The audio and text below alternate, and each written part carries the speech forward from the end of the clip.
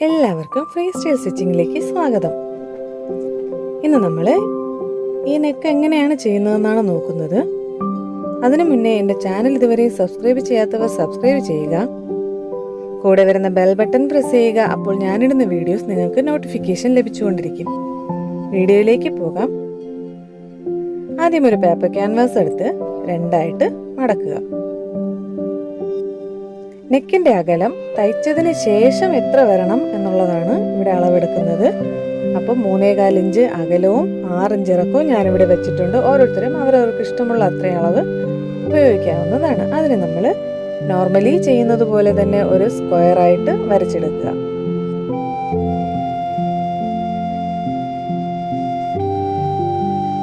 ഇനി നമുക്ക് ഇതിനെ നിവർത്തിയെടുത്ത് ഈ ഒരു രീതിയിൽ മടക്കിയ ശേഷം ഒന്ന് പ്രസ് ചെയ്ത് കൊടുത്താൽ നമ്മൾ ഒരു വശത്ത് വരച്ച അതേ അളവ് അടുത്ത വശത്ത് മാർക്കിംഗ് വരും. അത് വെച്ച് കറക്റ്റായിട്ട് ചെയ്യുക.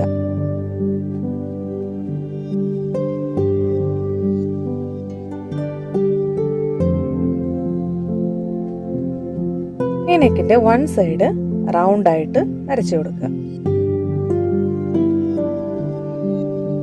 ഇനി ഈ വശത്ത് ഒരു 3/4 ഇഞ്ച് ഈക്വൽ ഡിസ്റ്റൻസിൽ ഒന്ന് മാർക്ക് ചെയ്യുക. അതും കൂടി വരച്ചു കൊടുക്കുക.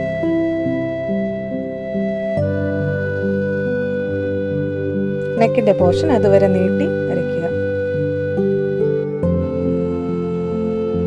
ഇനി നമുക്ക് ബാക്കിയുള്ളത് അത്രയും 1 ഇഞ്ച് അകലത്തിൽ കട്ട് ചെയ്തെടുക്കാം.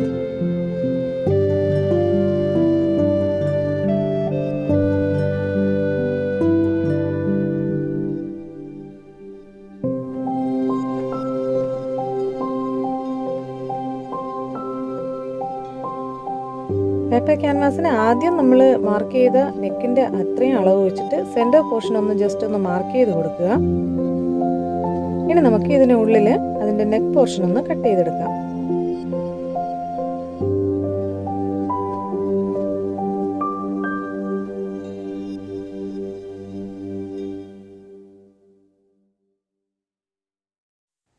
ഇനി നമ്മൾ ഉള്ളിൽ വരച്ചിട്ടുള്ളതും നമുക്ക് കട്ട് ചെയ്തെടുക്കാം.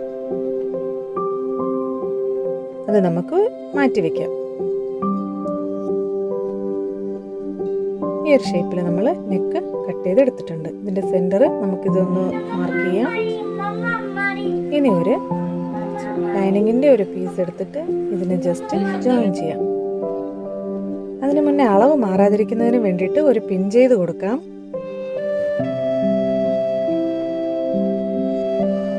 നമ്മൾ ഇതിനുള്ളിൽ നിന്ന് കട്ട് ചെയ്തെടുത്തത് അളവായിട്ട് വെച്ചിട്ട് ഈ ഒരു രീതിയിൽ മാർക്ക് ചെയ്ത് കൊടുക്കുകയാണെങ്കിൽ നമുക്ക് നെക്കിൻ്റെ അകലമൊന്നും മാറാതെ ഇരിക്കും. ഈ വശം വരുമ്പോൾ നമ്മളൊരു 3/4 ഇഞ്ച് കട്ട് ചെയ്ത് മാറ്റി കഴിഞ്ഞു. അതുകൊണ്ട് ആ ഒരു 3/4 ഇഞ്ച് കണക്ട് ചെയ്ത് മാർക്ക് ചെയ്യുക. ഇനി ഇതിന് പുറത്തൂടെ ഉള്ളിലായിട്ടൊരു തയ്യൽ കൊടുക്കുക. പേപ്പർ ക്യാൻവാസിൻ്റെ പുറത്താണ് അരികിലൂടെ തയ്ക്കുക. ഈ വശം മടക്കി പേപ്പർ ക്യാൻവാസിന് മുകളിലേക്ക് കുറച്ച് തുണി വരത്തക്ക വിധത്തിൽ മടക്കി ഈ ഭാഗവും തയ്ച്ചെടുക്കുക.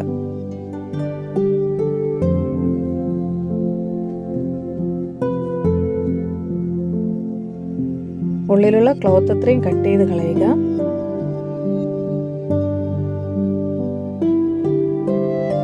നമ്മൾ സെന്റർ പോർഷൻ മാർക്ക് ചെയ്തിട്ടുള്ളത് വെച്ച് മുകളിൽ ഒരു കട്ട് കൊടുക്കുക.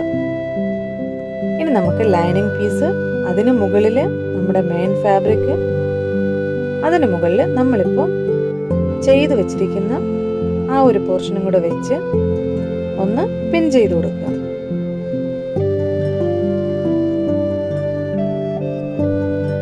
ഇത് നമ്മൾ തയ്ക്കുമ്പോൾ പേപ്പർ ക്യാൻവാസിൽ തയ്യലാകാതെ അതിനരികിലൂടെ വേണം തയ്ക്കാൻ. പേപ്പർ ക്യാൻവാസിൽ തയ്യലാകാൻ പാടില്ല.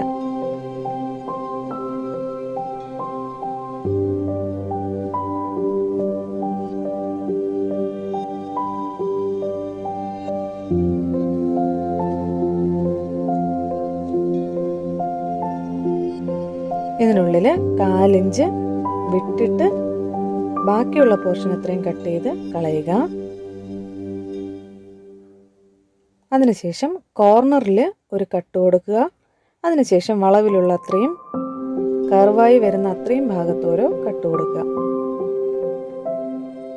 ഇനി ഇതിനുള്ളിലേക്ക് മടക്കി അരികിലൂടെ ഒരു തയ്യൽ കൊടുക്കുക.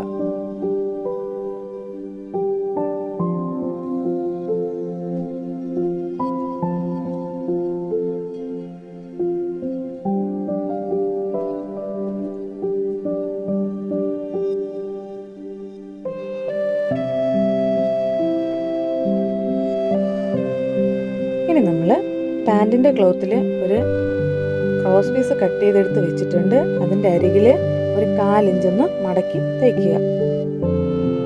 ഇനി നമുക്ക് ഇതിൽ പൈപ്പിംഗ് ചെയ്യുന്നതിന് വേണ്ടിയിട്ട് സൈഡിലൂടെ ഒരു 1/4 ഇഞ്ച് വെളിയിൽ കാണത്തക്ക വിധത്തിൽ വെക്കണം. എന്നിട്ട് അരികിലൂടെ ഒന്ന് തയ്ക്കുക. പൈപ്പിങ്ങിന് വേണ്ടിയിട്ടാണ്.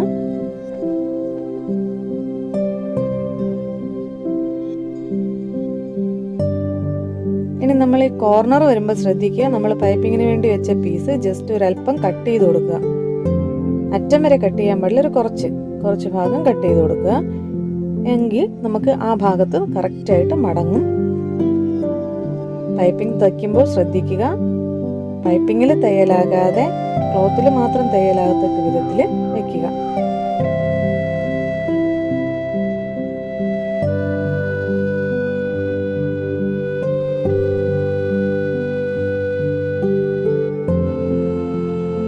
നെക്കിൽ നമ്മൾ പൈപ്പിംഗ് കൊടുത്തു കഴിഞ്ഞു.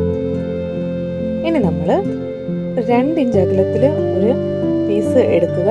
അതും ക്രോസ് പീസ് തന്നെയാണ്. അതിനരികിലൂടെ ഒരു തയ്യൽ 2ആയി മടക്കിയിട്ട് കൊടുക്കുക.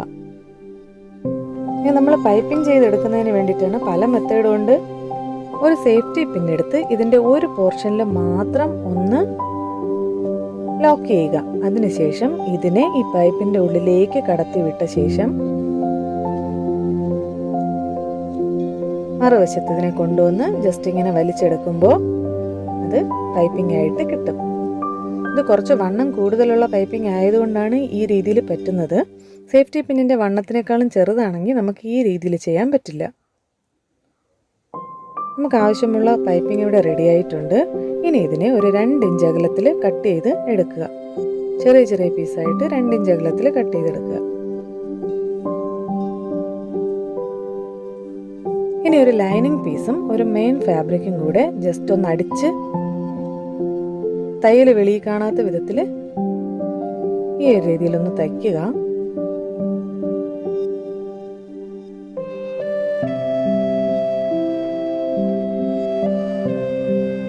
എക്സ്ട്രാ ഉള്ള ക്ലോത്ത് കട്ട് ചെയ്ത് കളയാം.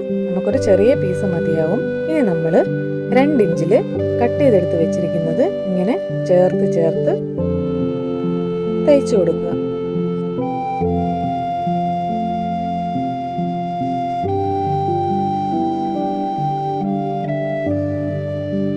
തയ്ച്ചെടുത്ത ശേഷം ഒരു ക്രോസ് പീസ് എടുത്ത് ഒരു സൈഡ് മടക്കി തയ്ക്കുക. ഇതിന് നമുക്ക് ഈ വശത്ത് പൈപ്പിംഗ് കൊടുക്കാം. സാധാരണ നമ്മൾ ചെയ്യുന്നത് പോലെ തന്നെ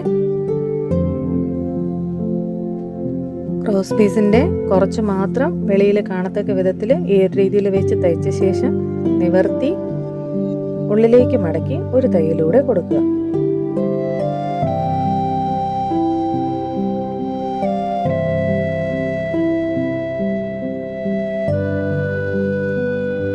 ഇനി നമുക്ക് മറുവശവും ജസ്റ്റ് ഒന്ന് തയ്ച്ചെടുക്കാം.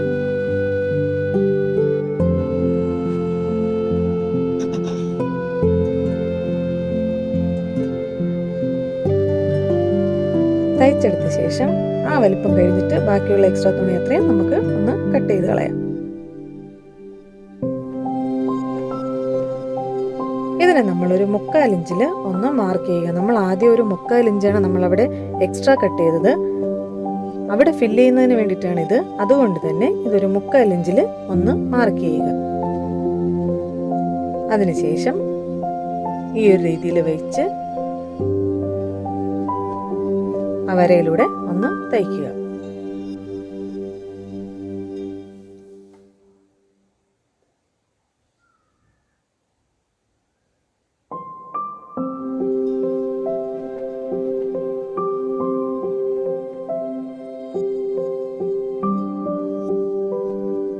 കറക്റ്റ് ലൈനിങ് പീസ് അനുസരിച്ച് ഷോൾഡറും വെട്ടിയെടുക്കുക.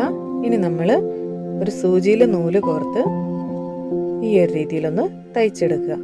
തയ്ക്കുമ്പോൾ നമ്മളിപ്പോൾ വെച്ചിരിക്കുന്ന ആ പൈപ്പിങ്ങിൻ്റെ രണ്ടറ്റവും മാത്രമാണ് കൂട്ടിച്ചേർത്ത് തയ്ക്കേണ്ടത്. രണ്ടറ്റവും തയ്ച്ച് നന്നായിട്ടൊന്ന് ലോക്ക് ചെയ്യുക.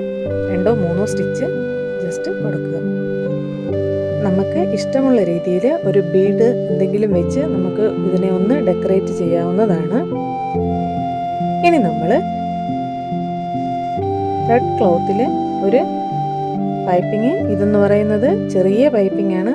ഒരു 4 ഇഞ്ചിനും കുറച്ചായിട്ട് മതിയാവും. തയ്ച്ചെടുത്ത ശേഷം ഇത് നമുക്ക് സൂചി നൂല് ഉപയോഗിച്ച് ഇതിനെ തിരിച്ചെടുക്കാം. വലിയ സൂചി ഉണ്ടെങ്കിൽ അതാണ് ഏറ്റവും നല്ലത്. അതിനെ ഒന്ന് ജസ്റ്റ് അവിടെ ലോക്ക് ചെയ്ത ശേഷം ഇതുപോലെ തന്നെ ഇതിനുള്ളിലേക്ക് തിരിച്ചു വിട്ട് ആ സൂചി ജസ്റ്റ് ഒന്ന് ഇങ്ങനെ വലിക്കുമ്പോൾ ഇത് ചെറിയ പൈപ്പിംഗ് ആയിട്ട് കിട്ടും. നൂലിനെ കട്ട് ചെയ്ത് കളയാം. ഇത് നമുക്ക് ഈ ഒരു രീതിയിലൂടെ അറ്റാച്ച് ചെയ്യണം. ഒരു 4 പീസായിട്ട് ഞാൻ മുറിച്ചെടുത്തിട്ടുണ്ട്.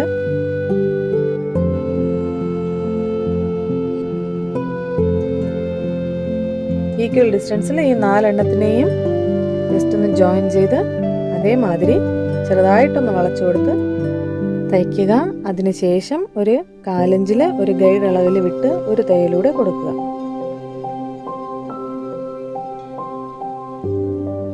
തയ്ച്ച് റെഡി ആയിട്ടുണ്ട്.